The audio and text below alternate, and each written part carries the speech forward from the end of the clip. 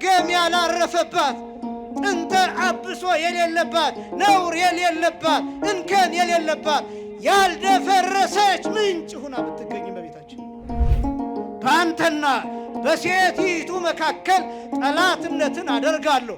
እነሱ ራስህን ይቀጠቅጣሉ፣ አንተ ደግሞ ሰኮናቸውን ትጠባበቃለህ ብሎ በተናገረው መሰረት መስመር እዚህ ላይ ተቀመጠ። አሸናፊ እግዚአብሔር ዘርን ባያስቀርልን ኖሮ ምንን ባያስቀርልን? ዘርን ባያስቀርልን ኖሮ እንደ ሰዶምና እንደ ገሞራ በሆን ነበር፣ በጠፋን ነበር ይላል። እግዚአብሔር ዘር አስቀር። ይሄ ዘር እመቤታችን ቅድስት ድንግል ማርያም የመጣችበት መንገድ ነው። ያን ዙፋን በሰማይ ያለው ዙፋን ወርዱ ቁመቱ መጠኑ ልኩ አይታወቅም። መላእክት እየዞሩ ያመሰግኑታል። እስካሁን አንድ ዙር አልሞሉትም። ዓለም ሲያልፍ አንድ ዙር ይሞሉታል። ልክ አንድ ዙር ሲሞሉ ያን ጊዜ ዓለም አልፋን ይላል። ያን ቀአዱ ሀቤኪ ወይበኪ እሂዞ ጽንፈ ልብስኪ እስከ ትጸውርዮ በገቦኪ ወትስእምዮ በአፉኪ። ልጅሽ የቀሚስሽን ጫፍ ይዞ አቅፈሽ እስከምትስሚው ድረስ ቀና ብሎ እያለቀሰ ወደ አንቺ ያንጋጥጣል። ከዛስ እመቤታችን ብድግ አድርጋ ሳም ስታረገው የሚያለቅሰው ዝም ይል። የትኛው ስምህን? አባት የሚለው ስምህን። አብ የሚለው ስሙን ነገረ። አብ የሚለውን አባትነቱን አስተዋወቀን። መስቀል ላይ እንዲህ ብሎ የሚያደርጉትን አያውቁምና አባት ሆይ ምን በላቸው? ይቅር በላቸው ብሎ አባትነቱን ነገረ። ኢያሐፍር ይላል አሃውየ ብሂሎቶሙ ወንድሞቼ ማለትን አያፍርም ይላል። ለምን? ቀድሶናል። የክርስቶስ መከራ እያንዳንዱ የመከራ ነጠብጣብ እኛን ከእግዚአብሔር ጋር የሚያዋህድ ዘመድ የሚያረግ ነው፣ የሚሰራ ነው። ለምሳሌ ክርስቶስ ሲሞት ደምና ውሃ ከጎኑ ወጥቷል። ደምና ውሃ ከጎኑ ፈልቋል። እንደምታውቁት ይሄ ደም ከጎኑ ሲፈልቅ ምን እየሆነ እንደሆነ ታውቃላችሁ? ያ የፈለቀው ደም ያ የፈሰሰው ደም እኛን ከክርስቶስ ጋር አንድ አድርጎ የሚሰራ ልክ እንደ እትብት ነው፣ እንደ አምብሊካል ኮርድ ነው፣ ልክ እንደ ፕላሴንታ ነው።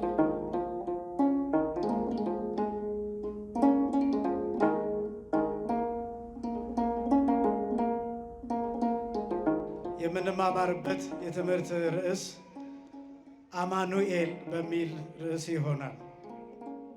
ዕለቱ ዛሬ 28 ስለሆነ በዓሉም አማኑኤል ብለን የምንጠራው በዓል ስለሆነ ምናልባት በዚህ ርዕስ ለተወሰኑ ደቂቃዎች በነገረ ክርስቶስ ትምህርት ዙሪያ ቆይታ የምናደርግ ይሆናል።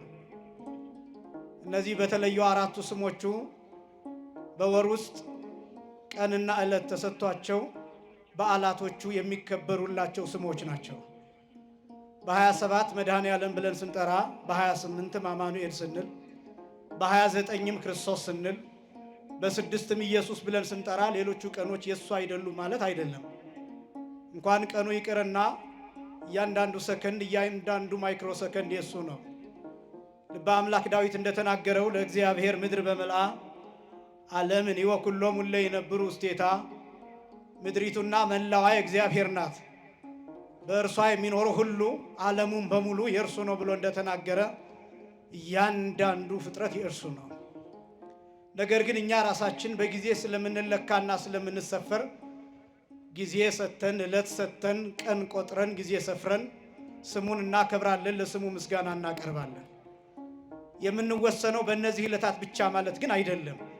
ወሩን ሙሉ ዕለቱን ሙሉ በየደቂቃዎቹ በየሰከንዶቹ ስሙን እየጠራን እናመሰግናለን። ለምሳሌ ትናንትናውን ዕለት መድኃኔ ዓለም ብለን ስንጠራ ጌታችን መድኃኒታችን ኢየሱስ ክርስቶስ በመስቀል ላይ ተሰቅሎ ቤዛነትን የሰጠን ማዳንን ያደረገው መከራ የተቀበለበት ዕለት ስለሆነ መጋቢት 27 ከዚያ ተነስተን መድኃኔ ዓለም እያልን እናከብራለን። በ29 ክርስቶስ ብለን የምንጠራበት ምክንያት ወደ አማኑኤል እመጣለሁ። በ29 ክርስቶስ ብለን የምንጠራበት ምክንያት የተጸነሰው አካላዊ ቃል ከእመቤታችን ከቅድስት ድንግል ማርያም ከስጋዋ ስጋ ከነፍሷ ነፍስ ነስቶ የተጸነሰው መጋቢት 29 ቀን ስለሆነ ነው። በተጸነሰበት ቅጽበት ቃል ስጋ በሆነበት ቅጽበት ክርስቶስ ተብሎ ተጠርቷል። ይሄ ክርስቶስ የሚለው ስም ከተዋህዶ በፊትም የለም። ከተዋህዶ ጊዜ ጀምሮ ብቻ የሚጠራበት ስም ነው ክርስቶስ የሚለው። አካላዊ ቃል ብቻውን አይጠራበትም። ስጋም ብቻውን አይጠራበትም። ሰው አይጠራበትም። አምላክና ሰው በታወቀ በተረዳ ነገር በተዋህዶ የሚጠራበት ስም ነው ክርስቶስ የሚለው ስም።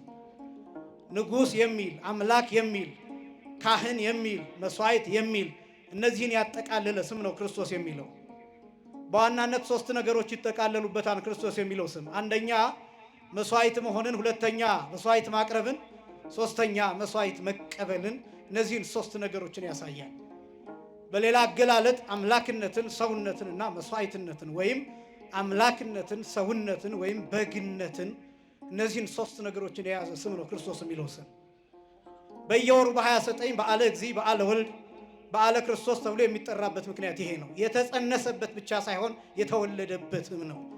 ለተወልዶ ተጸንሰ ብእሲ ብሎ በትምህርተ ቡዓት ራሱ ጌታችን መድኃኒታችን ኢየሱስ ክርስቶስ ለሐዋርያት እንዳስተማራቸው ለመወለድ ሰው ሆኖ ለመወለድ ተጸነሰ ብሎ እንደተናገረው ሰው ሆኖ ለመወለድ በተጸነሰው መሰረት ሰው ሆኖ መወለዱን ለማጠየቅ ይህንን በ29 በዓለ ወልድ፣ በዓለ ክርስቶስ፣ በዓለ እግዚእ እያልን እንጠራለን። በየወሩ በ6 መነሻው ጥር 8 ቀን ሆኖ በዓለ ግዝረት የሚከበርበት ሆኖ በይፋ ሁሉም በሚሰሙበት በሁሉም ጆሮ በሚደርስበት ኢየሱስ ተብሎ የተጠራበት ስለሆነ ጥር 6 ቀን በተወለደ በ8ኛው ቀን ወደ ቤተ ግዝረት የሄደበት ቀን ስለሆነ በየወሩ በ6 ኢየሱስ ተብሎ ይጠራል። እኔ አሁን ያለንበት ቀን 28 ስለሆነ ይህንን ብቻ ለይቼ አሳያለሁ። እያንዳንዳቸው ስሞች ክርስቶስ የሚለው፣ ኢየሱስ የሚለው፣ መድኃኔ ዓለም የሚለው፣ አማኑኤል የሚለው እነዚህ ስሞች እያንዳንዳቸው ለየብቻቸው ብዙ መጽሐፍት የሚጻፍባቸው ናቸው።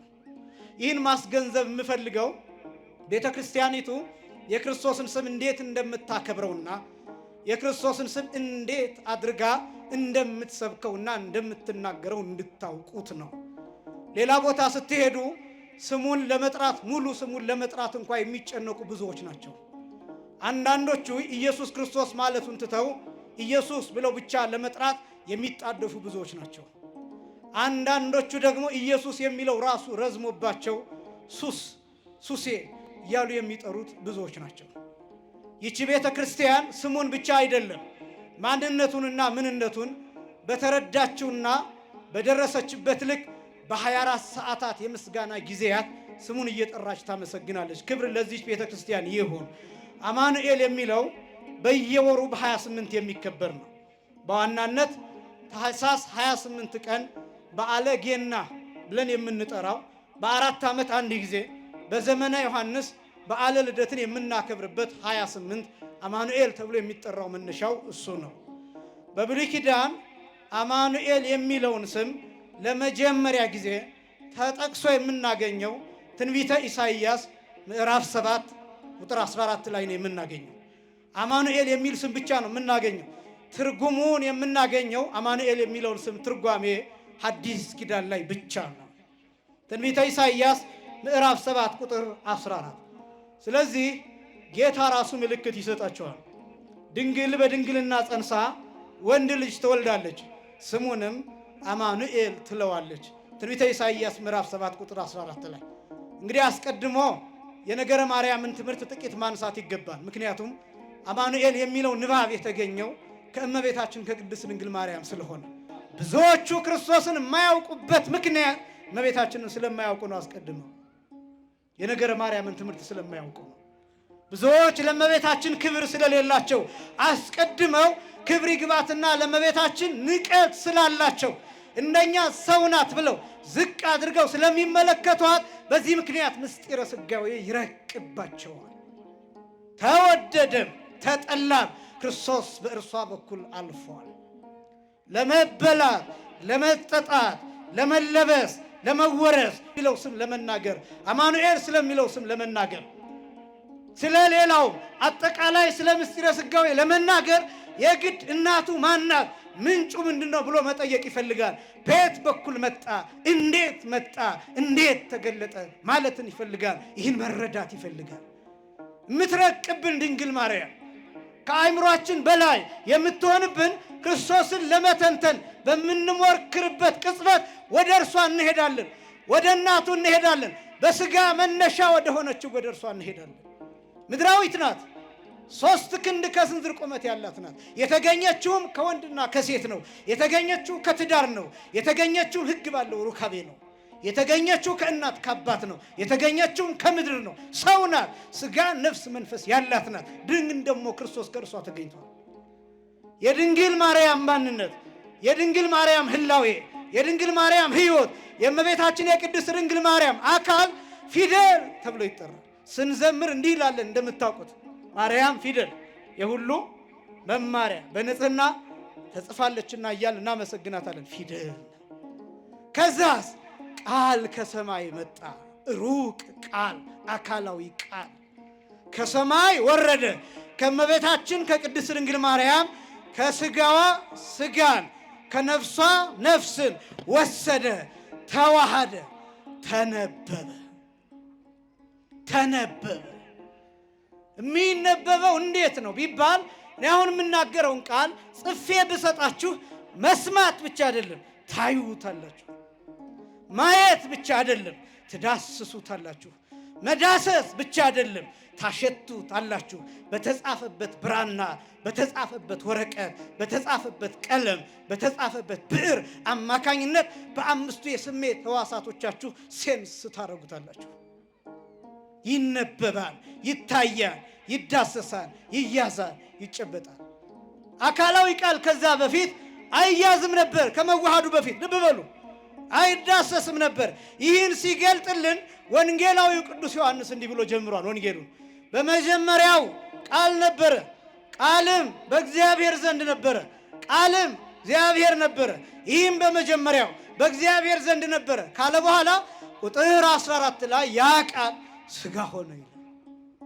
ያ ቃል ሥጋ ሆነ። በመጀመሪያው ቃል ነበረ ማለት አይያዝም ነበረ፣ አይጨበጥም ነበር፣ አይዳሰስም ነበር፣ አይበላም ነበር፣ አይጠጣም ነበር፣ በእጅ እንዲህ አይያዝም ነበር። ለምን? ሥጋ የለው፣ ደም የለው።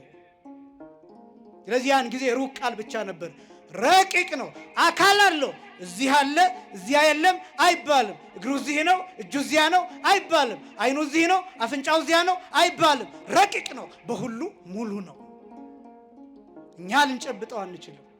አካላዊ ቃል በመጀመሪያ ሩቅ በነበረበት ሰዓት፣ ሥጋን ነፍስን ባልተዋሃደበት ሰዓት መገረፍ አይችልም፣ መሰቀል አይችልም። በጲላጦስ ፊት ልናቆመው አንችልም፣ ልንሰድበው አንችልም። የሚነጭ ጢም የለውም። በቡጢ የሚመታ ጉንጭ የለውም። የሚጎተት አካል የለውም። ረቂቅ ነዋ፣ አይገኝም፣ አይደማም፣ አይቸነከርም፣ አይሰቀልም፣ አይገረፍም። ምክንያቱም ሩቅ ቃል ብቻውን አካላዊ ቃል ረቂቅ ነው።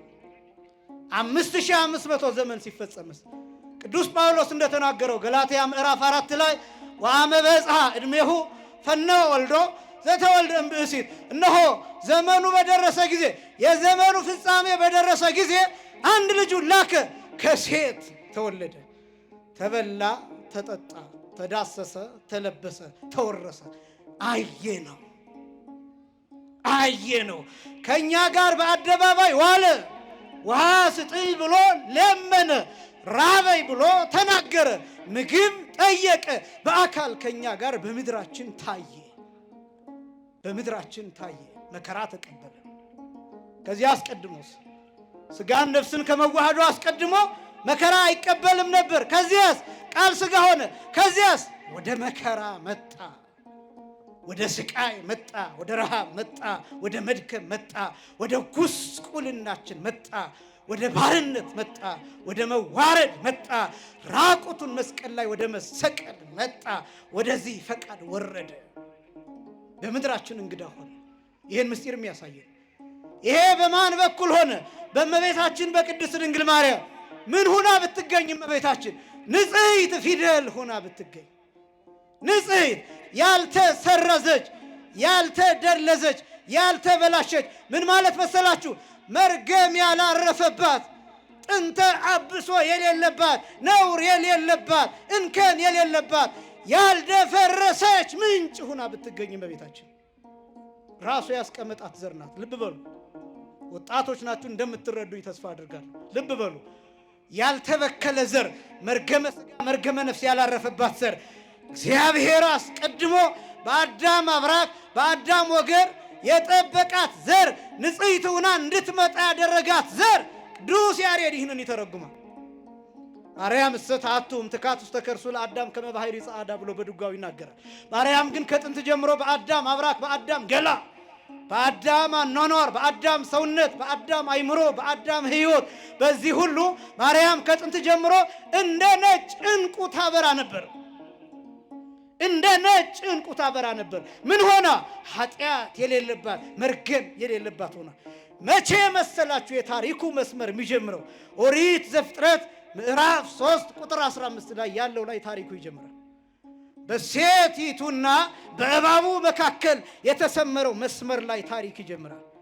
በአንተና በሴቲቱ መካከል ጠላትነትን አደርጋለሁ፣ እነሱ ራስህን ይቀጠቅጣሉ፣ አንተ ደግሞ ሰኮናቸውን ትጠባበቃለህ ብሎ በተናገረው መሰረት መስመር እዚህ ላይ ተቀመጠ። የሴቲቱ ዘር በዚህ በኩል ይፈሳል። ትንቢተ ኢሳይያስ ምዕራፍ 1 ቁጥር 9 ላይ ደግሞ አስደናቂ ቃል ታገኛላችሁ። አሸናፊ እግዚአብሔር ዘርን ባያስቀርልን ኖሮ፣ ምንን ባያስቀርልን? ዘርን ባያስቀርልን ኖሮ እንደ ሰዶምና እንደ ገሞራ በሆን ነበር፣ በጠፋን ነበር ይላል። እግዚአብሔር ዘር አስቀምጧል። ይሄ ዘር እመቤታችን ቅድስት ድንግል ማርያም የመጣችበት መንገድ ነው። ይህንን ፊደል ብለን እንጠራዋለን። ምን አይነት ፊደል? ያልተሰረዘ፣ ያልተበላሸ፣ ያልተደለሰ ዘር። ከዚያስ ከዚህ ዘር አማኑኤል ተገኘ። አማኑኤል የሚል ንባብ አገኘን። ቃል ከስጋ ጋር ተዋሃደ። ቃል ከነፍስ ጋር ተዋሃደ። ይሄ ስጋ ከማን ተገኘ? ከድንግል ማርያም። ይሄ ነፍስ ከማን ተነሳ? ከመቤታችን። ይህን ስጋና ይህን ነፍስ ከተዋሃደ በኋላ አማኑኤል ተብሎ ተጠራ። አማኑኤል ንባብ ነው። ከዛ ቀጥሎ ያለው ትርጓሜ ነው። አማኑኤል ንባብ ነው። ርዕሳችን አማኑኤል። ይሄ ሲተረጎም እግዚአብሔር ከኛ ጋር ማለት ነው። እስኪ በሉ እግዚአብሔር ከኛ ጋር። ማን ከኛ ጋር? አማኑኤል የሚለው ቃል የዕብራይስጥ ቃል ነው። አማኑ የሚለውና ኤል የሚል ሁለት ቃላት። ራሱን ጌታን ተሸክማለች። ይሄ ብቻም አይደለም፣ የሚሰራውን የሚታደሰውን ፍጥረት በማህፀኗ ተሸክማለች። በማህፀኗ አባ ጊዮርጊስ ዘጋስጫ በመጽሐፈ ምስጢር ሲናገር ጾረቶ ይላል፣ እንዘው እቱ ይጸውራ፣ ተሸክሟት ተሸከመችው ይላል። እስኪ በሉ ተሸክሟት በሉ። ተሸከመችው። እሱ እሷን ተሸክሟታል፣ እሷም እሱን ተሸክመዋለች። እሱ እሷን በመሃል እጁ ከፍጥረቱ ጋር ይዟታል። እሷም ከ22ቱ ስነ ፍጥረት አንዷ ነች። በመሃል እጁ አለች። በሱ መሃል እጅ ሁና እንደገና ደግሞ በማህፀኗ እርሱን ተሸክማለች። እርሷ ራሷን በእርሱ በልጇ መሃል እጅ በራሷ ማህፀን ታገኙታላችሁ።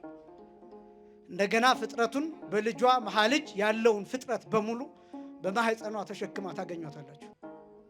የሰማይን ዙፋን ኪሩቤል የሚሸከሙትን ዙፋን፣ አንድ ዙር እስካሁን መላእክት ያልሞሉትን ዙፋን፣ አባቶቻችን እንደዛ ይላሉ። ያን ዙፋን በሰማይ ያለው ዙፋን ወርዱ፣ ቁመቱ፣ መጠኑ ልኩ አይታወቅም።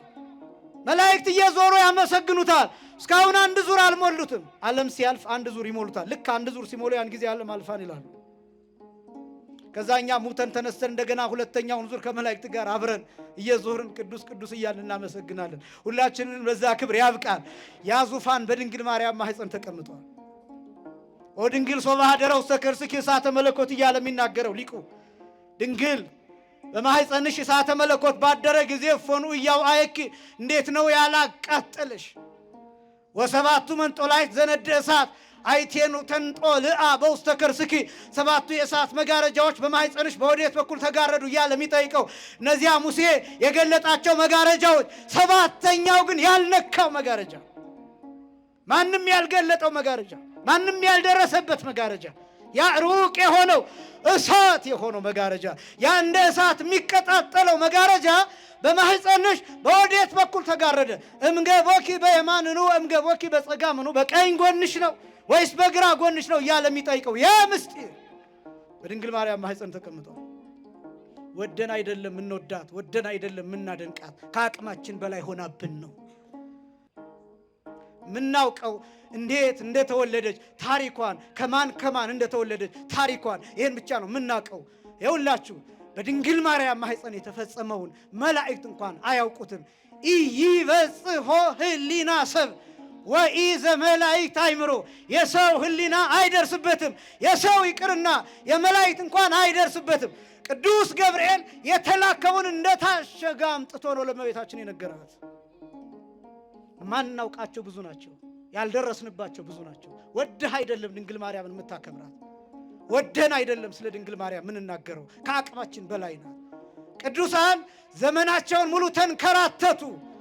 ዘመናቸውን ሙሉ ክርስቶስን ለማወቅ ፍለጋ መከራቸውን አዩ፣ ስቃያቸውን አዩ። በመጠናቸው ያውቁታል። የድንግል ማርያምን ያህል ክርስቶስን ማወቅ የሚችል ማንም የለም። ይኸውላችሁ እኛ ክርስቶስ የሚለውን ኢየሱስ የሚለውን በቃል በኮንሰፕት ነው እኛ የምንናገረው፣ በጽንሰ ሐሳብ። እመቤታችን ደግሞ ጸንሳ ነው የምታውቀው፣ ክርስቶስን ወልዳው ነው የምታውቀው። የድንግልና ጡት እያጠባቸው ነው የምታውቀው፣ ሲንተባተብ ነው የምታውቀው። እኔና እናንተ እናምናለን፣ ልክ ነው። ግን ታሪክ ነው የምናምነው፣ ታሪክ ነው የምናውቀው። ልክ ነው፣ በነፍሳችን እናምነዋለን። ባመንነው ደግሞ የምናገኘው ተአምር ድንቅ ነገር አለ። ያ እንዳለ ሆኖ እመቤታችንስ በማህፀኗ ተሸክማው ነው የምታውቀው። እየተራበ ረሃቡን እየመለሰችለት፣ እየተጠማ እያጠጣቸው ነው የምታውቀው። የልብሷን ጫፍ ይዞ እያለቀሰ ነው የምታውቀው። ይህንን ይናገራሉ ሊቃውንት። ቅዱስ ያሬድም ባጊዮርጊስ ዘጋስጫም ሐዊረ ፍኖት በእግሩ ሶበ ይስሕን ሕፃንኪ፣ ልጅሽ በእግሩ መሄድ በደከመው ጊዜ ያንቀአዱ ሀቤኪ ወይበኪ እሂዞ ጽንፈ ልብስኪ እስከ ትጸውርዮ በገቦኪ ወትስእምዮ በአፉኪ ይላል። ልጅሽ የቀሚስሽን ጫፍ ይዞ አቅፈሽ እስከምትስሚው ድረስ ቀና ብሎ እያለቀሰ ወደ አንቺ ያንጋጥጣል። ከዛስ እመቤታችን ብድግ አድርጋ ሳም ስታደርገው የሚያለቅሰው ዝም ይላል። እግዚአብሔር ወልድ እኮ ነው። ከሦስቱ አካላት አንዱ አካል እግዚአብሔር ወልድ እኮ ነው። በብሉይ ኪዳን ሲናገር እነግሮሙ ስመከ ለአህውየ፣ ስምህን ለወንድሞቼ እነግራቸዋለሁ። ለምኖቼ እነግራቸዋለሁ? ለወንድሞቼ። ስምህን የትኛው ስምህን? አባት የሚለው ስምህን፣ አብ የሚለው ስሙን ነገረን። አብ የሚለውን አባትነቱን አስተዋወቀን። መስቀል ላይ እንዲህ ብሎ የሚያደርጉትን አያውቁምና አባት ሆይ ምን በላቸው? ይቅር በላቸው ብሎ አባትነቱን ነገረን። መስቀል ላይ ነገረን። እየደቀቀ ነገረን። እየሞተ ነገረን። ተቸንክኖ ነገረን። እየደማ ነገረን። እየቃተተ ነገረን። እየሞተ ወደ ሞት እየሄደ ላዩ ላይ የሾህ ብረት የብረት ሾህ ጭንቅላቱ ላይ ተደርጎ እየቃተተ እንደ ጨርቅ እየሆነ ነገረን። በሞት መካከል ሆኖ ነገረን። አባት ሆይ ብሎ ከዛስ ከተነሳ በኋላ ይህንን እንዲህ ብሎ ተረጎመው። ሁሪ በልዮሙ ለአሃዊ አላት። ማርያም መግደላዊትን ሲነግራት ሂጂና ለወንድሞቼ ንገሪያቸው አላት። የዮሐንስ ወንጌል ምዕራፍ 20 ቁጥር 17 ላይ ሂጂና ለወንድሞቼ ንገሪያቸው። ለምኖቼ ንገሪያቸው? ለወንድሞቼ። ሐዋርያትን ወንድሞቼ ያላቸው። ከዚያ በፊት ወንድሞቼ ብሎ አልጠራቸውም። አሁን ከሙታን ተለይቶ ከተነሳ በኋላ ግን ወንድሞቼ ብሎ ይጠራቸዋል። ለምን? አንጽቷቸዋል፣ ቀድሷቸዋል። ቅዱስ ጳውሎስ ይህን ይተረጉማል። ዕብራውያን ምዕራፍ 2 ቁጥር 13 ላይ ኢያሐፍር ይላል አሃውየ ብሂሎቶሙ፣ ወንድሞቼ ማለትን አያፍርም ይላል። ለምን? ቀድሶናል፣ ለይቶናል፣ አጥቦናል፣ ንጹሃን አድርጎናል፣ ከመርገም አጥቦናል፣ ከጥንት አብሶ አንጽቶናል፣ መርገማችንን መስቀል ላይ ሽሯል። ስለዚህ ወንድሞቼ ይል ዘንድ ይገባል። ወንድሞቹ ሆነናል። ወንድም ተብሎ ይጠራል። በአስደናቂ ሁኔታ ደግሞ የዮሐንስ ወንጌል ምዕራፍ 17 ቁጥር 6 ላይ ደግሞ እንዲህ የሚል ቃል ታገኛላችሁ። ወነገርኩ ስመከ ለሰብ ለእለ ወሀብከኒ እምዓለም ይላል። ከዓለም ለሰጠኸኝ ሰዎች ሁሉ ስምህን ተናገርኩ ይላል። አባት የሚለውን ስምህን፣ ቸር የሆነው ስምህን፣ ፍቅር የሆነው ስምህን፣ ርኅሩህ የሆነው ስምህን፣ የሚያቅፈውን ስምህን፣ የሚራራውን ስምህን፣ ማይፈርደውን ስምህን፣ ማያባርረውን ስምህን፣ የሚራራው የሚያዝነውን ስምህን ነገርኳቸው። አባት የሚለው ስም። ከዛስ እኛ ስንጸልይ አባታችን ሆይ በሰማያት የምትኖር የሚለውን ስም እንድንጠራ መብት አገኘን። ቅዱስ ጳውሎስ እንዲህ ብሎ ገለጠው ገላትያ ምዕራፍ 4 ላይ አባት ብለን የምንጠራበትን የልጅነት መንፈስ በውስጣችን ላከ። ወንድም ተብሎ ተጠራ። ዝምድና የሚባለው ይሄ ነው። እመቤታችንስ ትምክሕተ ዘመድነ ተብላ ትጠራለች። የባህሪያችን፣ የነገዳችን፣ የወገንነታችን መመኪያ ተብላ ትጠራለች። የመጀመሪያው ዝምድና ነው። ሁለተኛው አብሮነት ነው። ከጊዜ አንፃር አሳጥራለሁ። አማኑኤል ማለት ማን ከኛ ጋር ማለት ነው? እግዚአብሔር ከኛ ጋር። እግዚአብሔር ከኛ ጋር የሆነበት አንደኛ በዝምድና፣ ሁለተኛ በአብሮነት። አንደኛ በምን አልኳችሁ? በዝምድና፣ ሁለተኛ በአብሮነት። እግዚአብሔር እንዴት በአብሮነት ከኛ ጋር እንዴት እንደሆነ እሱን ብቻ አሳያለሁ በፍጥነት። ዝምድና ተዋህዶ ነው ባጭሩ። ስጋንና ነፍስን መዋሃዱ፣ ሰው መሆኑ፣ በእኛ መልክ መገለጡ ነው። በእኛ ምድር መመላለሱ ነው። ዝምድና ይሄ ነው። መሞቱ ነው ዝምድና፣ መነሳቱ ነው ዝምድና፣ መሰቀሉ ነው ዝምድና፣ መከራው ነው ዝምድና። በቃ ይሄ ነው ዝምድና። የክርስቶስ መከራ እያንዳንዱ የመከራ ነጠብጣብ እኛን ከእግዚአብሔር ጋር የሚያዋህድ ዘመድ የሚያረግ ነው፣ የሚሰራ ነው። ለምሳሌ ክርስቶስ ሲሞት ደምና ውሃ ከጎኑ ወጥቷል። ደምና ውሃ ከጎኑ ፈልቋል። እንደምታውቁት ይሄ ደም ከጎኑ ሲፈልቅ ምን እየሆነ እንደሆነ ታውቃላችሁ? ያ የፈለቀው ደም፣ ያ የፈሰሰው ደም እኛን ከክርስቶስ ጋር አንድ አድርጎ የሚሰራ ልክ እንደ እትብት ነው። እንደ አምብሊካል ኮርድ ነው። ልክ እንደ ፕላሴንታ ነው። ጽንስ ከእናቱ ጋር የሚገናኝበት ይሄ ነው። አንድ ጽንስ ከእናቱ አየር የሚያገኝበት፣ ምግብ የሚያገኝበት፣ ንጥረ ነገሮች የሚያገኝበት አምብሊካል ኮርድ ተብሎ የሚጠራው እትብት የሚባለው አለ። ሲወለድ አብሮት የሚወለደው በዚህ አማካኝነት የተለያዩ ነገሮችን እግዚአብሔር ባወቀ ያገኛል። ዙሪያውን ፕላሴንታ የሚባል ጽንሱን ይከበዋል። በጣም እኮ አስደናቂ ነው። ይሄ እንግዲህ በእኛ ጠባይ ነው። ይሄ በእኛ ባህሪ ነው። ክርስቶስ ልክ ሲሞት ደም ከእርሱ ይወጣል። ያ ደም ምን እንደሚሰራ ታውቃላችሁ? እኛን እንደ እትብት ሆኖ ከራሱ ከክርስቶስ ጋር ያስተሳስረናል። አየር እናገኝበታለን፣ ምግብ እናገኝበታለን፣ ልጅነት እናገኝበታለን፣ ሕይወት እናገኝበታለን።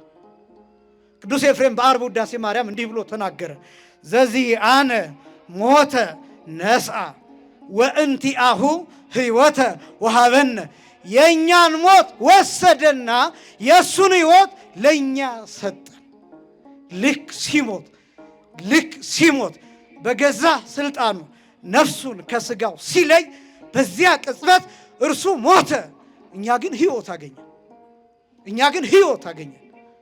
የዘላለም ሕይወት የማግኘታችን ምልክት ምን እንደሆነ ታውቃላችሁ? ደሙ ቡልቅ ብሎ ጎኑ ሲወጋ ከጎኑ ይፈልቃል። ከዛ ደግሞ አስደናቂው ይሄ ብቻ አይደለም።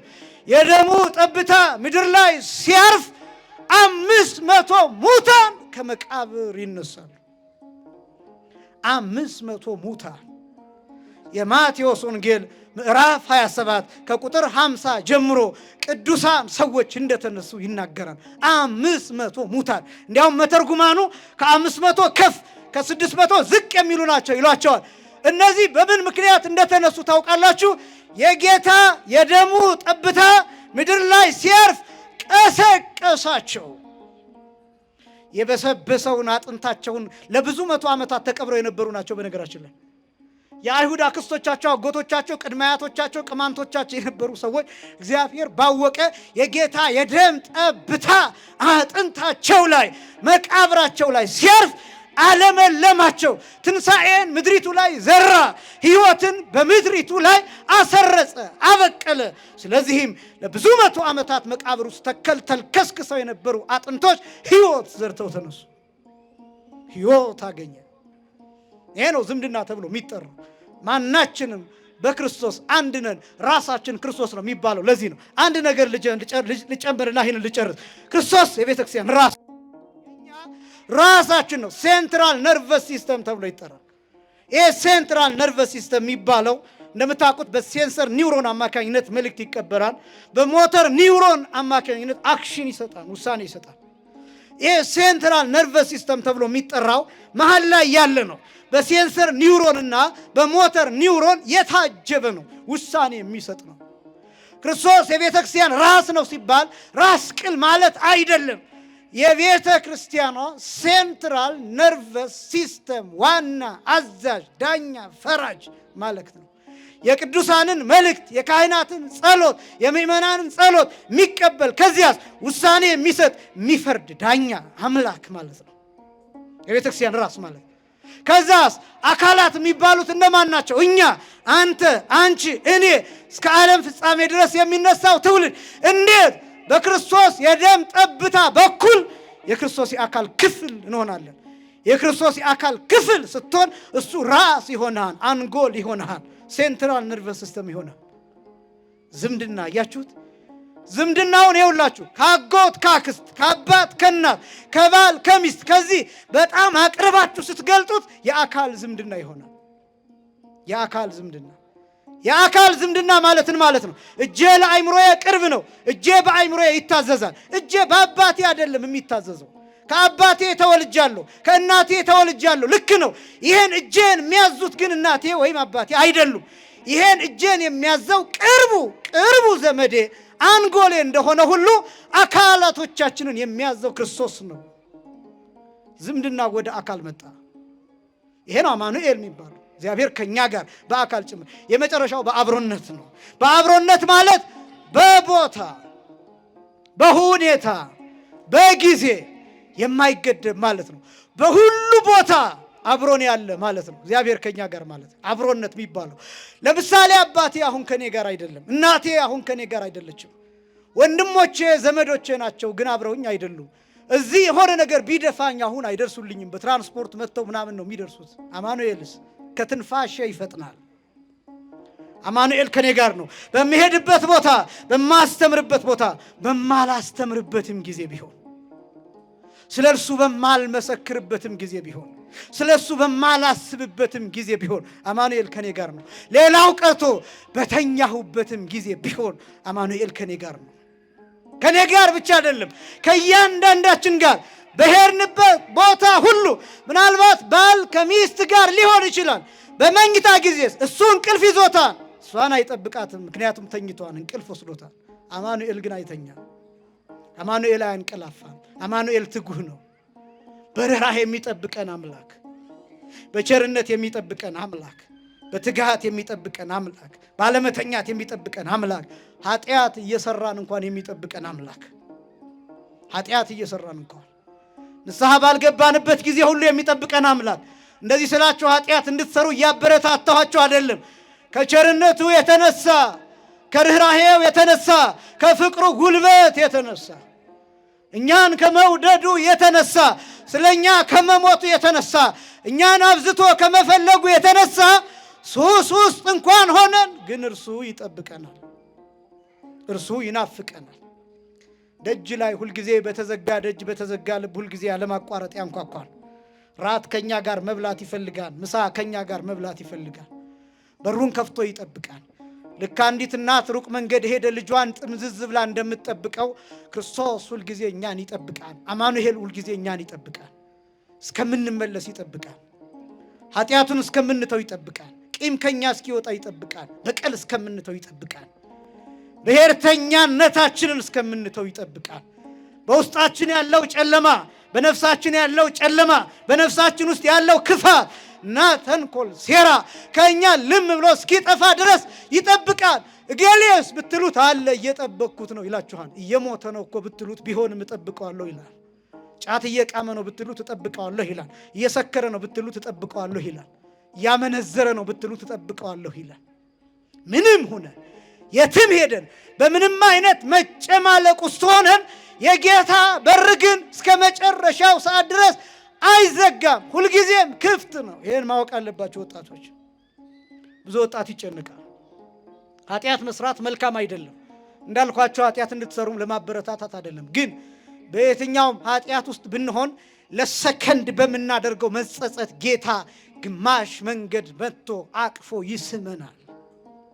በየትኛውም አይነት ኃጢአት የነበርን ቢሆን፣ በየትኛውም አይነት ሱስ፣ በየትኛውም አይነት ወንጀል፣ በየትኛውም አይነት በደል ብዙ ሰው ከእግዚአብሔር የሚርቅባቸው ምክንያት ብዙዎች አሁን እኔ ሰው ነኝ እንዴት በእግዚአብሔር ፊት እቆማለሁ እያለ የሚሸሸው በጣም ብዙ ነው። ይህን ሁሉ ኃጢአት ሰርቼ ብመጣስ እንደው እሱ ወዳጆቼ ከመሞት በላይ ምን ያደርግ? አማኑኤል ከመሞት በላይ ምን ያደርግ? መስቀል ተሸክሞ ከመውደድ በላይ ምን ያደርግ? በገመድ ታስሮ ከመጎተት በላይ ምን ያደርግ? ምን ያደርግ? ምን ይሁን? ከዚህ በላይ ፍቅሩን ከመግለጥ በላይ ምን ይሁን? ከመጠማት በላይ ምን ይሁን? ከመራብና ከመድከም ከመጎሳቆል በላይ ምን ይሁን? እኛን ፍለጋ ከሰማይ ከመምጣት በላይና እስከወረድንበት ጉድጓድ አዘቅት ድረስ ከመውረድ በላይ ምን ይሁን? የእኛን ነፍስ ብለጋ ሲኦል እስከ መጓዝ ድረስ ከዚህ በላይ አማኑኤል ምን ይሁን? በምን እንዲያረጋግጥላችሁ ነው የምትፈልጉት? በደሙ ፈርጓል። የምታደንቋቸው ተዋናዮች በእስክርቢቶ ሊፈርሙላችሁ ይችላሉ፣ በብዕር ሊፈርሙላችሁ ይችላሉ፣ በቀለም ሊፈርሙላችሁ ይችላሉ። ክርስቶስ በደሙ ነው የፈረመልን፣ በደሙ ነው ያረጋገጠልን፣ በሞት ነው የፈረመልን። ራሱን ሰጥቶ ራሱን አርዶ ራሱን አወራርዶ በደም ታልሎ በደም ተሸፍኖ ራቁቱን ሆኖ እየለመነልን እየተሰቃየልን ነው የሞተው። ራሱን መስዋዕት አድርጎ ሰጥቶ የሚያደርጉትን አያውቁምና ይቅር በላቸው እያለ ይቅር እያለን የሞተው ከዚህ በላይ በምን ያረጋግጥ? ከዚህ በላይ በምን? የትኛውም አይነት ኃጢአት ከዚህ ደም አይለየንም። ይሄ ደም፣ ይሄ መስቀል ላይ የፈሰሰው ደም፣ ይሄ ቀራንዮ ላይ የፈሰሰው ደም የትኛውንም አይነት ኃጢአት ይቅር የማለት አቅም፣ የትኛውንም አይነት በደል የማጥፋት አቅም አለው። እኛ ተጸጽተን እስከ ተመለስን ድረስ የማንጻት አቅሙ ተመሳሳይ ነው። የማጠብ ኃይሉ ተመሳሳይ ነው። ይህንን ስም እንዴት በፍቅር መጥራት እንዳለብን እየነገርኳችሁ ነው። አማኑኤል አብሮን ነው። ይሄ ብቻም አይደለም ይመናል። ኃጢአት ልንሰራ የምንሄድባቸው ቦታዎች ሁሉ አማኑኤል የሌለበት እንዳይመስላችሁ ተጠንቀቁ። ለጭፈራ የምንሄድባቸው ስፍራዎች ምድሪቱ የእግዚአብሔር ናት። የእግዚአብሔር ያልሆነ ቦታ ስፍራ የለም። እግዚአብሔር አያየንም ብላችሁ ኃጢአት እንዳትሰሩ በተቻላችሁ ተጠንቀቁ። እግዚአብሔር የሌለበት ስፍራ የለም። አማኑኤል ስሙ የሌለበት ስፍራ የለም። አብሮን ያልሆነ ስፍራ የለም። በገላችሁ ያለው፣ በአካላችሁ ያለው፣ በአንገታችሁ ያለው፣ በልባችሁ ያለው፣ በአእምሯችሁ ያለው በ40 ቀን በ80 ቀን የታተምንበት ቅዱሱን መንፈስ እንዳናሳዝን፣ ይህ ስም በልባቸው ያለውን ስም እንዳናሰድብ መጠንቀቅ ይፈልጋል። አብሮን ነው። የትም ቦታ ይሄ ስም አለ፣ አማኑኤል የሚለው። አማኑኤል ማለት ማን ከኛ ጋር ማለት ነው? እግዚአብሔር ከኛ ጋር። እዚህ ብቻ አይደለም፣ ወደ ቤታችን ስንሄድ አማኑኤል አብሯል። እዚህ ብቻ አይደለም፣ እዚህ ሀገር ብቻ አይደለም፣ ስደት ብንሄድ አብሮን የሚሰደድ ስም ይሄ ስም ነው። አብሮን የሚሰደድ ስም። የጸሎት መጽሐፍ ስንገልጥ ብቻ አይደለም፣ ስናስብ ብቻ አይደለም፣ ዝም ባልንበት ቅጽበት ሁሉ የማይለየን ስም ይሄ ስም ነው።